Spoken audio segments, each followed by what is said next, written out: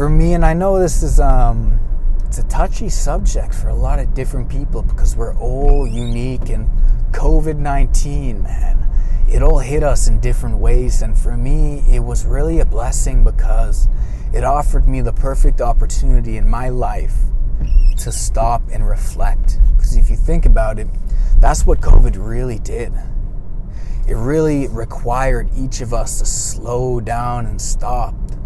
It created more free time. It stopped our work. It gave us time to really be for ourselves or our families. And for me, that was exactly what I needed. Because my mind gets full of all the fantasies and things that I want to pursue and the things that I think will make me happy, and I don't have any real time to stop and reflect. And some of the most clear times and happy and fulfilling times in my life is when I have clarity. I know what I want to do, and I'm able to zoom out and look at this overall picture of my life, almost in a second perspective, like someone looking at my life with clarity and being like, what's aligning here? What does this person want to do? And so I have clarity. 2, I have a direction. So I'm clear on my mission. I'm clear on my life's purpose, whatever that may be, and it's still evolving. And I've got a very good idea of what that is for me right now. And I'll touch on that for an example in a bit. But it's so crucial to have clarity and intention and direction and purposeful action. And that is really, for me, where bliss comes from. Bliss in a fulfilling life comes from coherence. Also one of my favorite words right now. And it goes hand in hand with alignment. And so when your thoughts, your actions, your beliefs, your goals, your values, and your vision of what you want to do in life are all in alignment, every day feels purposeful. You go to bed each night being like, man, I lived a full day. And that's something that's so valuable. And that's something that truly will make you happy. And that's the key, really. And that's what I really want to get across from this channel is intentional living. An intentional living where you as an individual take responsibility over your own actions and thoughts and feelings. You take control of your life. And as Dr. Demartini says, any area of your life that you don't empower, other people will overpower.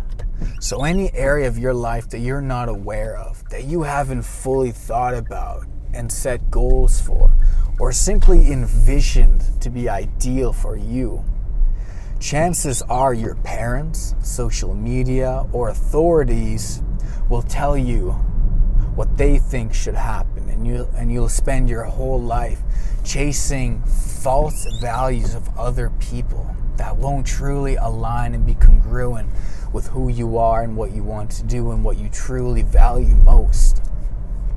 And I think that's such a key point for people to understand is a fulfilling life and a life on your terms truly starts with clarity.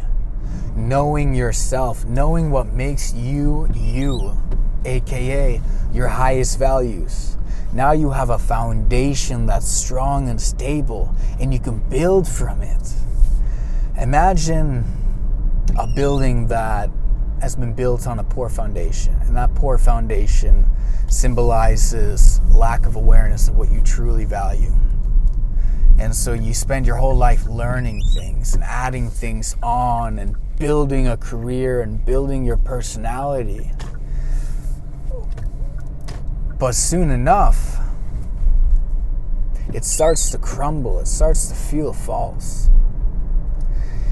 The foundation that you've built it on has leaks in it, is rusty, is unstable, and you haven't fully taken the time to revert back to that foundation and really do maintenance on it, to really be aware of it. And I think so many people, there's especially in this day and age, there's so much to add on. There's so much to add to your life, so much to learn, so many things to do, so much stimuli coming in, and we're like constantly building. And I think true happiness really lies in the opposite. It's the unlearning. It's the taking things off and getting back to the core of who we are and the path that our soul truly wants to venture out on. That makes us happy. So knowing yourself is so key. Again, know thyself. Because once you know yourself, you've done the maintenance. You've gone back to that foundation and you've fixed a few things up. You've upgraded it. You're now on solid ground. You're now stable.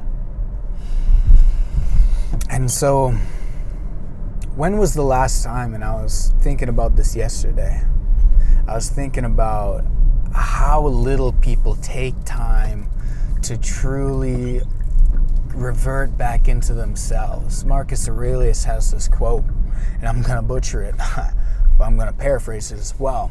And he basically says, when there's too much going on, revert back into yourself. Revert back into the quiet. Steady yourself.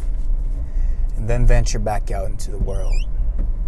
So I was thinking, how often do I set up intentional practices of self-reflection, of quiet, of hypo-stimulation instead of hyper-stimulation? Hyper, more than. In our culture, in our society, it's so easy to get overstimulated. And because I have a decent bodily awareness, I recognize when I go on social media and I'm scrolling through and I catch myself suddenly going through the motions and the actions. I feel full. I feel too full. It's like the glass of my mind is overfilling. And it gets too much sometimes. And no doubt people are struggling with a lot of anxiety nowadays, and a lot of depression. We think too much. And we think too much because there's too much to think about. So when was the last time you sat down? You lied down with your arms out by yourself. You went on a walk with no phone. You went for a walk in the woods. You looked yourself in the mirror and said, how we doing? How we doing? Sometimes I'll look myself in the mirror, or I'll lie down in my bed, just close my eyes. I'll be like, Sean Pierce, how we doing, man? How's life? What are you struggling with? What lessons have been evident in the struggles that you are going through that you haven't yet been aware of? What are you struggling with? What things are holding me back?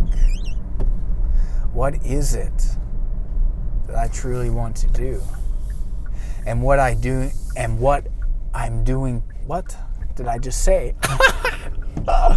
Is what I'm doing right now or today really aligned with what I want to do and really aligned with my values? What am I doing right now? You know, it's like very, very simple questions that I think most of us are afraid to know the answers to. How we doing? Not good. You know, I'm in this depressive dip, for example. That's not an answer that you truly want to maybe accept and realize that that's the case. And so we avoid asking the questions in the first place. But asking the questions, what brings freedom and acceptance of where we currently are, means we can move forward empowered. If you don't know what you are, if you don't know who you are, if you don't know what you're struggling with, if you don't know the obstacles that you're avoiding, how can you overcome them? And so everything starts with awareness of who we are, of what we value, and what we're struggling with in a non-judgmental way. And that really is the key, is to be non-judgmental about what is.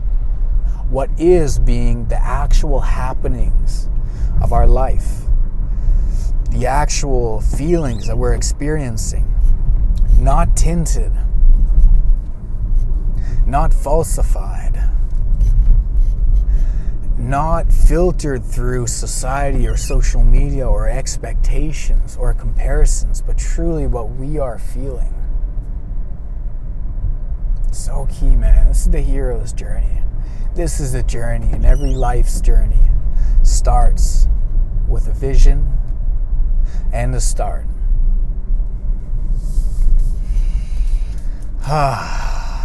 Powerful shit, man. Fucking love you all. Take care.